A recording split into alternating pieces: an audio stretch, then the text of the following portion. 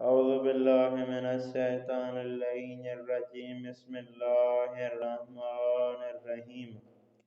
آج ہمارا 43واں درس ہے فارسی کی دوسری کتاب سے۔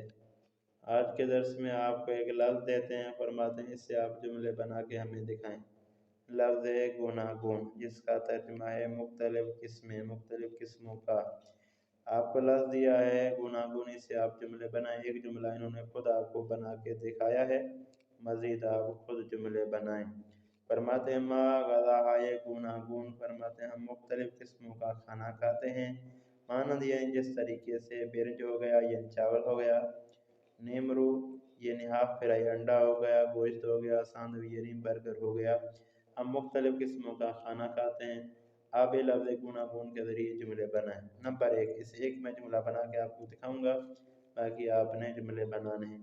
او لباس فروختن، یہاں سے جملہ بنانا ہے۔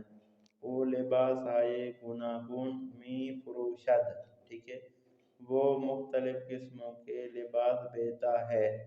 در جنگل حیوان زندگی کردن، ٹھیک ہے، یہ آپ پیچھے پڑھ چکے ہو کہ وہ جو پیچھے گزرا تھا، اس جنگل میں مختلف قسموں کے حیوان جو ہے وہ زندگی کرتے ہیں، رہتے ہیں۔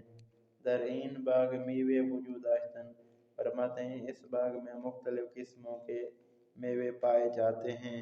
مرد تاجر کشور یعنی ملک، مسافرت کردن یعنی مسافرت کرنا، ٹھیک ہے۔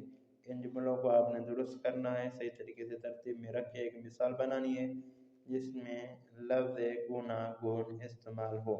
میں نمبر مثلا 3 کی مثال بناتا ہوں۔ در این باغ میوے ہائے گوناگون وجود دارند، ٹھیک ہے جی، اس باغ میں مختلف قسموں کے میوے پائے جاتے ہیں۔ داشتن سے دارند آئے گا، ٹھیک ہے، جب زیادہ میوے کے لیے میں بتا رہا ہوں۔ یہ تھا آج کا ہمارا 43واں درس۔ امید ہے دوستان اس درس کو سنیں گے، اس درس کو لکھیں گے، اس درس سے استفادہ حاصل کریں گے۔ والسلام ورحمۃ اللہ۔